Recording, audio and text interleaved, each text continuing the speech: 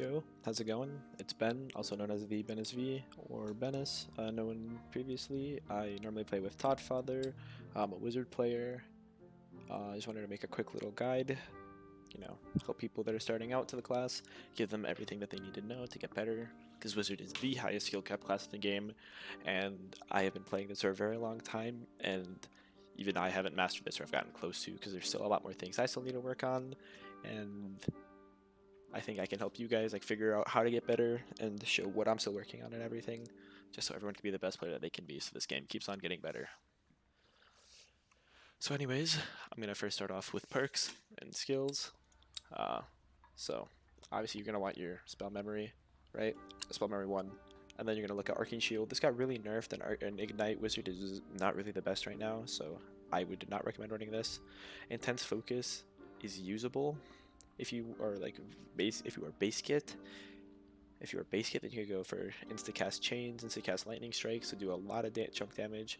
If you are not base kit, I don't recommend running this. Never run Meditate, it's not useful anymore ever since the new resting changes. And the thing I use, even when I'm base kit, is 10 spell, when you have 2 spell memory slots. And I'll go into the spells in a second. In terms of perks, I do Arcane Mastery always, into Quick Chant and Sage. I go for, this is like the order that I would go for. I would go for Sage, Arcane Mastery, into Quick Chant, into Reactive Shield. Reactive Shield can be swapped out for Fire Mastery, but right now Fire Mastery is a little bugged where you have to hit the actual healer for the healing to be reduced. Ice Shield is also usable. I just prefer the Reactive Shield because that'll help against rogues that are able to get on top of me.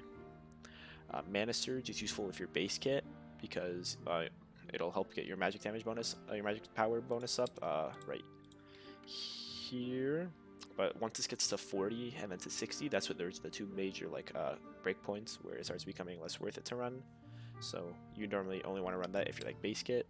But even when I'm base kit, I still prefer Reactive Shield or Ice Shield because of the survivability that it provides me. So yeah, and then next we're gonna go over spells. These 5 spells, in terms of 10 spell, I almost always run these spells here. If you're only running 5 spell, you can swap out Fireball for Chain. I think these are just really OP. This is for PvE or for a rogue that gets on top of you. Zaps are very good for just spamming them onto a squishy, and they come back really quickly too. Hasten Viz kind of just gives yourself kiting power. You can drop these for more spells, but I do recommend having at least one of them so you have more movement.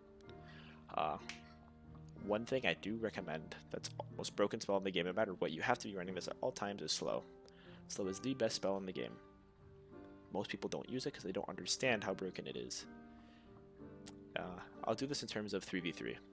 So Slow, not only does it slow the target's movement speed like it says, but it also has a second effect which slows their action speed by 40%, so they swing slower. So let's just say you're a fighter going versus you have a fighter on your team that's going versus a barbarian, or a fighter going versus another fighter. If you slow that other front line, your fighter or your front line can not only kite the person that they're hitting, the other person also swing slower, so it's very easy to just out damage them and burst them. You can also use this against rogues. Anyone trying to run at you could use this on other wizards, and it'll slow their spellcasting as well because that's action speed. You can use it on rangers and they'll shoot slower, but you don't have to do that, honestly. If you're going versus another wizard or a ranger, you just want to kill them as fast as possible. Light Orb, only really used to light up dark areas and find rogues. No other use than that, because rogues are your biggest threat. Ice Bolt, I even think Ice Bolt is the spell that you use when you want to use a projectile that does a lot of damage when you're not in range to zap, and because if you hit a Ice Bolt, that'll do more damage than a Fireball Splash. They travel faster than the Fireball, and it's also it's much easier to hit an Ice Bolt as well, and it'll slow them, and it's also for more kiting. So that's something that if you let's just say there's a fighter or a barbarian running at you, if you hit them with a slow, then you can either look to Ice Bolt them, or use another spell, like a Magic Missile if they're really close, Zap, Fireball, anything, but I think Ice Bolt's also really good because it stacks the slows and it just makes it really hard for them to catch up to you. Next up is Lightning Strike. Lightning Strike is one of the most another one of the most underused spells in the game that has a lot of usable scenarios. So the biggest thing that you can use with Lightning Strike is when you have somebody obstructing your line of sight, or something like a Metal Grate in front of you, you can cast past that using Lightning Strike because you place it on the ground and then it strikes there. So if there's a fighter in front of you, if there's like if both of the front lines are in front of you, right, and you don't have like an angle to hit them, to hit their front line or to hit their back line, we're gonna place a Lightning Strike on the ground. You can place it past them, and you can put pressure on their back line while your team is also fighting. So this spell will win you so many more fights than you think, because it is really good. Next I'll go over is Ignite. I mean, only run this if you're running Smite Cleric. That's about all I'll say to it. This spell is really bad to use on yourself right now, unless you're like the best kitted wizard in the game, but even then I don't even think it's worth it. Next up, Chain Lightning, the big boy. Chain Lightning is the biggest spell in the game for a reason. You have the least amount of charges of it, and it can win or lose a fight in a second. So, Chain Lightning is the only spell that you have to actively go into a fight looking for this. If you're not doing this, you don't throw out a chain. Never. You only throw out a chain when you know it's going to be good. So one way I'll do this is if I see a dead skeleton or a dead mummy, a dead zombie on the ground on top of a team, I'll aim it directly at that because you can't miss that. It's lying dead on the ground. It's an easy hit that'll end up chaining to the enemy team. It's almost always only used as an opener, which means that like it's the first ball you're going to be throwing in the fight, or if you're 1v3ing, because it's much less likely to hurt your team since you're the only one that can have it chained back to. So yeah, that's about it for spells.